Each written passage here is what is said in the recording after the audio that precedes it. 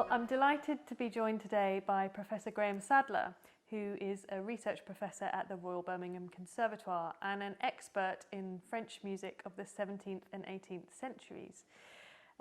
Graham's recent books include French Baroque opera, the Rameau Compendium, Rameau entre art et science, and the Operas of Rameau, which is due out later this year. He's also worked on numerous critical editions of French music, including 3 volumes of operas for the Rameau Complete Works. And today we're going to be talking about one of Rameau's operas, that is Pygmalion, his one-act opera. It's a fantastic piece that Dunedin Consort have been lucky enough to perform very recently for Spitalfields Festival. And I'm going to be exploring with Graham some of the things that make this piece so special and unique. Graham, welcome. It's a pleasure to have you with us. I wonder if you could tell us, Graham, we see a lot of opera in this country. We're lucky to have a lot of fantastic opera festivals. We don't tend to see very much French opera performed. We see a lot of Italian, Monteverdi, Handel, Vivaldi. So what is it about French opera that means we don't see so much of it very often? Well, yes, I think there are quite a lot of reasons why this is so. For one thing, if you want to recreate the original performing forces, in addition to the cast of solo singers, you need a chorus of about 30 to 40 singers, a large orchestra by Baroque standards, 36 strings, 4 flutes, 4 oboes, 4 bassoons, even occasionally clarinets in some of the later operas. And then on top of that, if you're going to do it properly, you really need a corps de ballet of about 40 dancers. And as if that weren't enough, a lot of the plots of these operas call for very elaborate staging scenic effects, and these are things you can't really ignore, and so they produce their own headaches for producers to solve. So in a word, you know, it's expensive and awkward to do. Is it not also the case that there are certain French performing conventions that perhaps we're less familiar with in this country that make it difficult for ensembles to get to grips with? Absolutely. The French didn't always write their music down exactly how they wanted to be played. I mean, Couperin actually says this: we don't do it. The Italians do, we don't. And so you do need people who have really studied the conventions in great detail and have found a way of bringing them alive in a convincing and musical way. So that means you really do need specialists. And also French music of this period, and the operas in particular, have their own repertoire of ornamentation. And so you need singers and players actually who know how to treat those things, and it takes a lot of experience. It's not something that anybody can do. What about pitch? What pitch were these works typically performed, and is that complicated too? Yeah, that's actually that historically has been quite a stumbling block, because if you're going to do it with modern instruments at modern concert pitch, in particular it affects the lead male singers. So all of these operas have a heroic high tenor, and the parts as notated go up to quite frequently to B, C, even D above the stave. And so if you're doing it with modern instruments, really that is a huge strain on the singers. And as a result, quite often people prefer not to do them rather than put them. And it's not just the solo singers, also the high tenors in the chorus. So it's not just the solo singers. So in other words, when it comes to instrumentation, it's really the Baroque bands who are using period instruments that have to perform this music. Yes, that's right, because I mean, you can do it by transposing it all down, but that can be absolutely disastrous sometimes.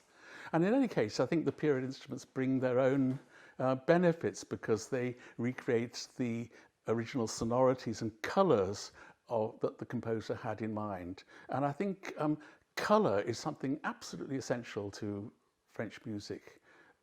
Of all periods, I think, but particularly this. I mean, if you think about Bach, you can play him with a steel band or a synthesizer, anything you like, but something of the essence of Bach still comes through. Whereas if you don't get the instrument right, if you don't get the colours right in French music, something of the magic is often lost, something of the essential character. So I think from that point of view, the period instruments they really have done wonders for the whole appreciation of the whole French Baroque music in general. Was rather the Cinderella of the Baroque period for a long time, and yet it's all been brought alive in a way that we couldn't have imagined 40 years ago. So let's talk a bit about Pygmalion, which is one of Rameau's most popular works. Can you tell us a bit about when it was written?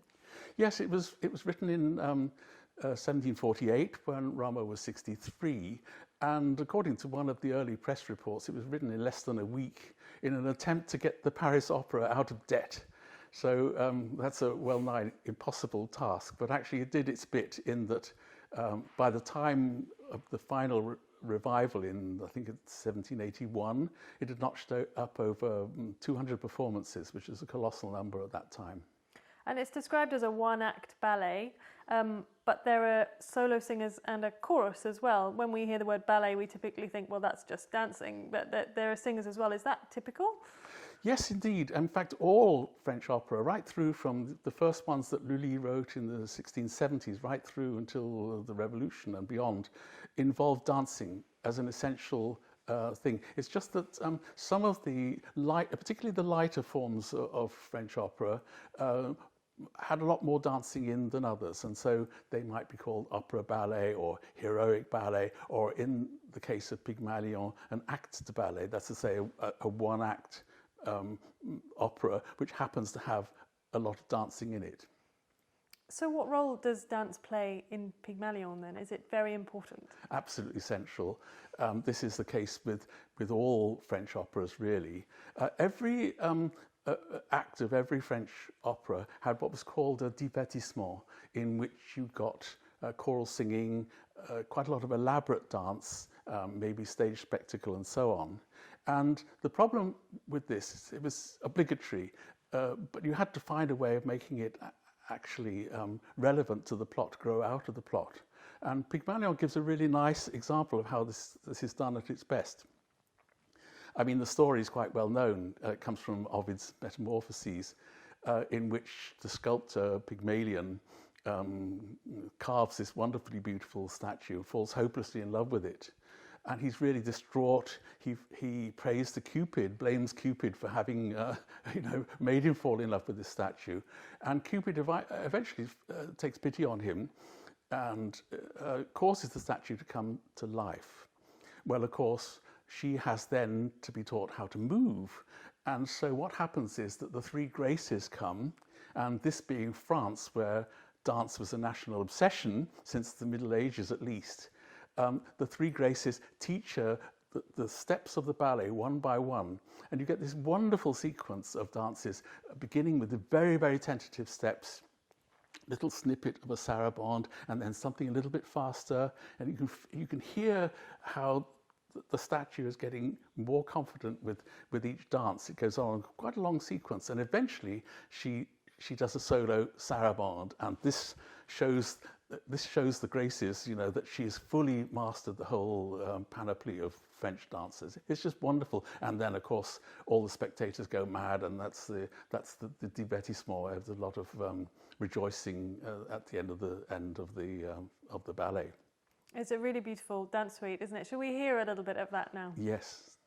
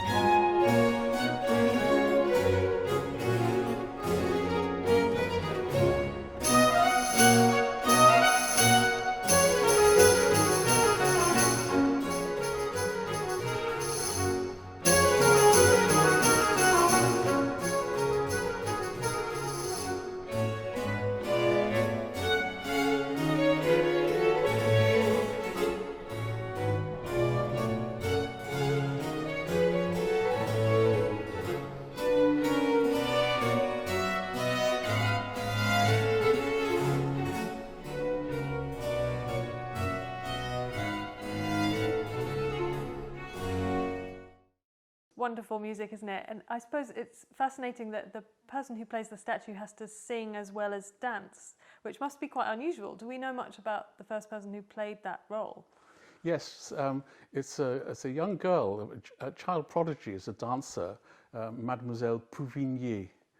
And Rameau had come across her at the popular fair theatres, and I think he must have seen the potential there, because in order to play the part properly, she does need to sing a little bit. So evidently she had a pretty voice, not very loud apparently, and so he doesn't give her a big aria or anything like that, but plays quite an important part at the point where the statue comes to life. So Rameau is obviously fascinated by dance, obsessed with it almost. Was he a dancer himself? Not in any professional sense, no, but he clearly had a very, very clear idea of what the choreography he'd visualized when he was writing the dance music. And I think it's fair to say that no other Baroque dance music suggests its own choreography as clearly as Rameau's does, when you suggests physical movement in the way that Rameau's dance music does. And there are stories of him taking some of the star dancers aside and tracing out the steps and showing them how he wanted it done. And after he died, a ballet master called Gardel said, he taught us things that we didn't realize we could do, and so we see him as our supreme master, which I think is a wonderfully sincere tribute from a ballet master who can't imagine him being a hugely modest sort of person. That's fascinating. Do you know much about what kind of person Rameau was? I mean, he was obviously he obviously had his opinions. Was he a nice fellow? Do you know? Well, he's been described as a crusty, peppery, vinegary sort of person, which I think sums him up really well. He was constantly getting into quarrels with various people, often even physical brawls in public, and a lot of these were on the subject of music theory. Because we should remember that, as well as being the foremost French composer of his century, he was also one of the greatest music theorists of all time. I mean, what he discovered actually transformed our understanding of the whole scientific basis of music. And the more we study it, the more we realize that how much he got right. And yet here he was in quarrels with some of the great giants of the Enlightenment, Jean-Jacques Rousseau, the mathematician d'Alembert, who was a co-editor of the great Encyclopédie, who couldn't actually quite understand what he was getting at. They tried to, but he knew he was right, and so you can imagine him getting really frustrated. But as a more or less self-taught theorist from the provinces, he clearly wasn't all that confident in the fashionable world of Paris, and I think this added its own frustrations. And then he was chronically lacking in self-confidence. I mean, he more or less admits that it wasn't until he was 50 that he felt ready to write an opera. 50. Unfortunately, he lived for another 30 years, and so 20-something more operas in that period. Yeah. Quite an amazing late flowering, isn't it, really? Yes, a late developer. Yeah. So let's talk a little bit about the Paris Opera and what it looked like. I mean, I understand that they were pretty lavish affairs. Do we know what some of the original productions might have looked like, and of Pygmalion specifically? Yeah, well, we have a few little bits of illustrative material for Pygmalion. There are some of the original sketches for the stage sets. I think one of them shows some stage props for the interior of Pygmalion's studio. And we also have some costume designs. I don't think these are from the original first production, but here is the great tenor Gilliot as Pygmalion, and also here's one of Mademoiselle Prouvignier. I'm not sure that this is actually the costume she wore as a statue, but we don't know. But above all, we have this wonderful watercolour by Saint-Aubin showing the interior of the Paris Opera the year before Pygmalion was first performed. This is a performance of Lully's Armide. And you can see that it's quite a small, intimate theatre, but the audience is incredibly close to the stage. So there must have been this wonderful intimate atmosphere in the theatre, and that's increased by the fact that there's a huge apron stage, and much of the acting, singing, dancing happened on the apron. So it was almost as if it was opera in the round. So by the sounds of it, it must have made a kind of huge impact and a huge sound for the audiences. Yes. This huge orchestra, huge chorus in quite a small, in a intimate small space, yes. And apparently the acoustics were very good. Everybody was quite uncomplimentary about the theatre on the whole, the small size, the pokiness of it all. But the acoustics were said to be excellent. Yeah, wonderful. But Pygmalion itself, is it fair to call it a lightweight work? I mean, it's small by comparison with some of his other tragedies. Yes, that's perfectly true.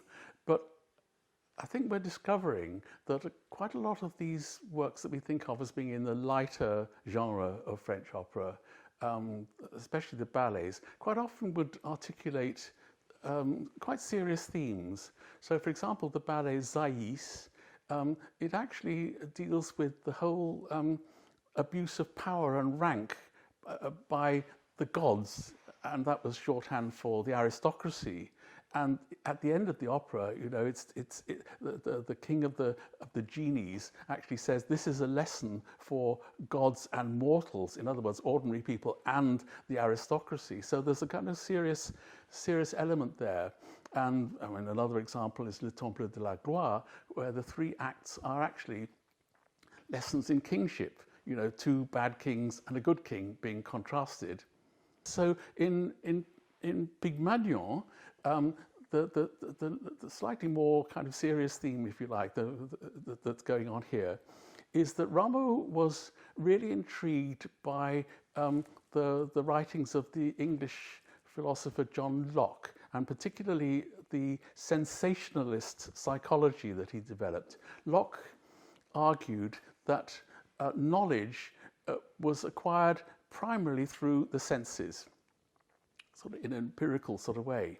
And this actually chimed in very well with Rameau's own working methods as a theorist. It was mainly done through minute observation of the natural world. And his interest in Locke, I think, was particularly revived at the time he was writing Pygmalion, because at that very time he was collaborating with Denis Diderot, the great philosopher and again co-editor of the Encyclopédie. And Diderot at that time was writing an essay on the blind. Diderot was fascinated by this, which was a really interesting idea at that time, because surgeons, first in England and then in France, were actually performing cataract operations and removing cataracts and suddenly restoring sight to people who had never really seen in their lives before. So Diderot is kind of exploring here what would happen to somebody whose sight was suddenly restored.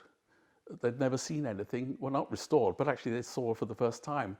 Well, he argued that they would have to interrogate the natural world. They would have to ask lots of questions, trying to relate it to any previous experience they had and so on. So I don't think it's any coincidence, given that Rameau and Diderot would have been discussing these things, because Diderot was helping him ghostwrite one of his treatises at that time, that when the statue comes to life, she actually comes out with all these questions. Where am I? What do I see? And how do I get the ability to move? And then there's a whole lot of other questions after that. And it's generally thought that Diderot probably had a hand in suggesting this to Rameau. Why don't you get the statue when she comes to light to ask all these questions, as a blind person would do if they had the sight, just as a person who couldn't move would have to do when she's suddenly brought to life. That's quite extraordinary, isn't it? I wonder how many other medical advances in history have been captured in opera in that way. Shall we hear that moment when the statue sings those first words? Yes.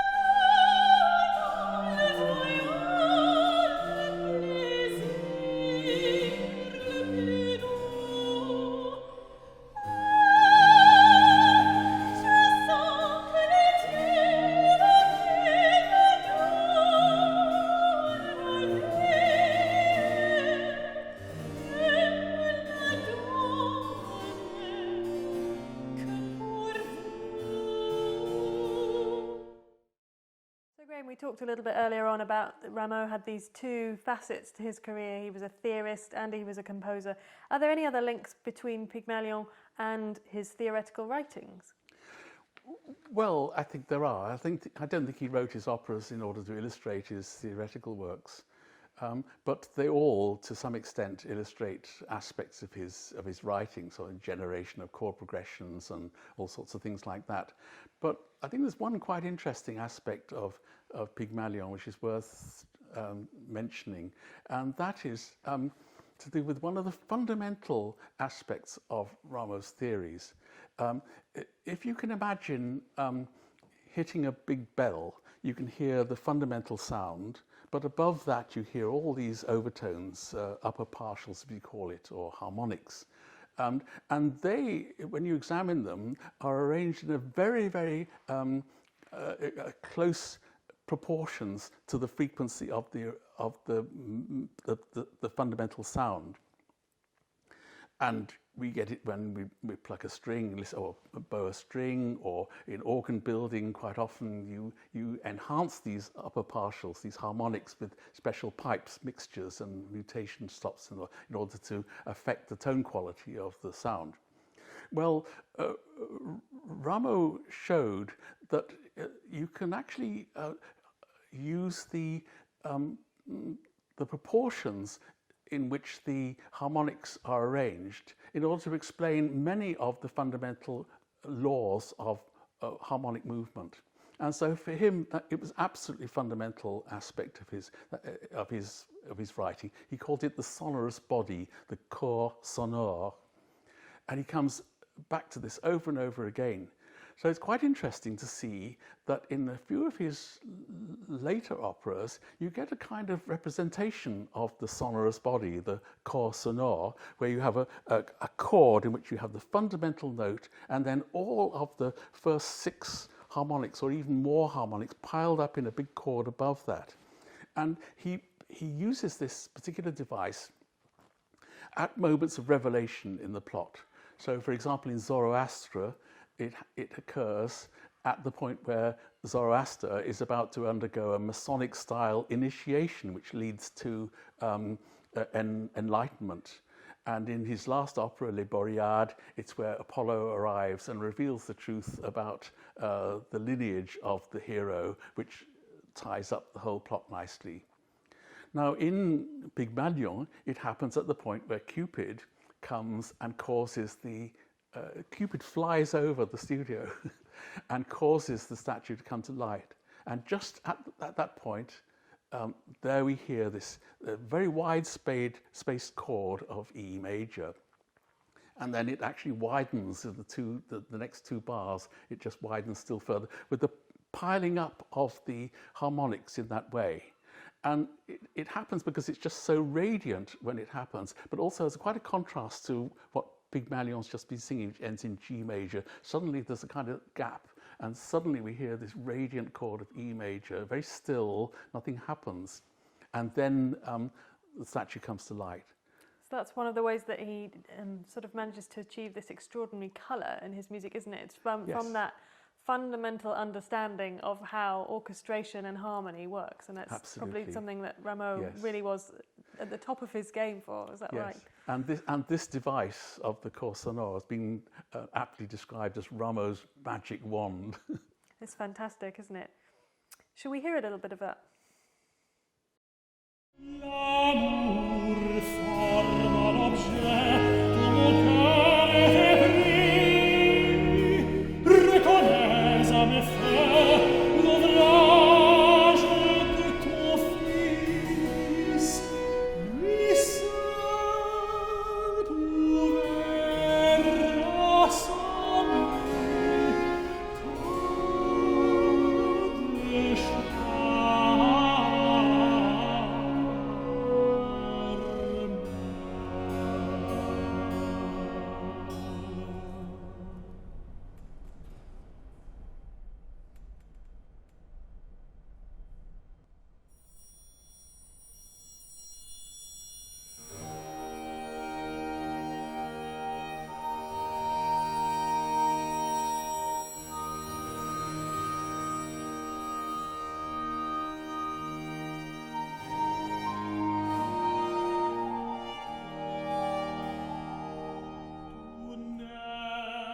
ces accords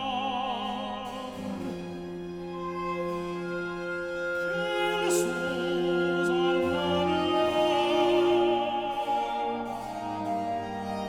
une vive clarté s'élevant dans ces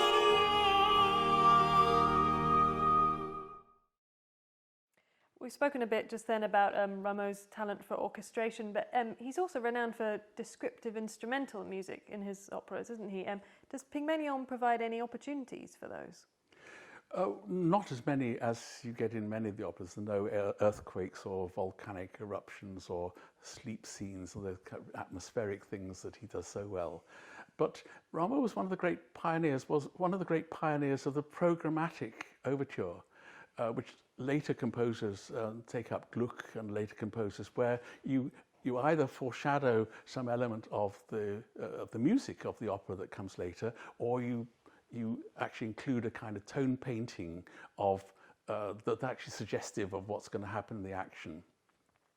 That happens in a lot of his later operas, and it's briefly there in Pygmalion, because in the second part of the lively second part of the overture, there's a huge number of very rapid repeated notes, and these are very clearly intended to represent the chipping of the sculptor's chisel, and it's a very lively passage where you get all these cross rhythms, and it keeps your ear guessing as to where the beat is, but at the same time underlying this sort of chipping away of the sculptor's chisel.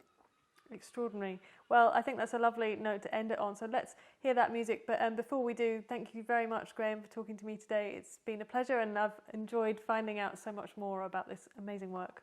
Thank you.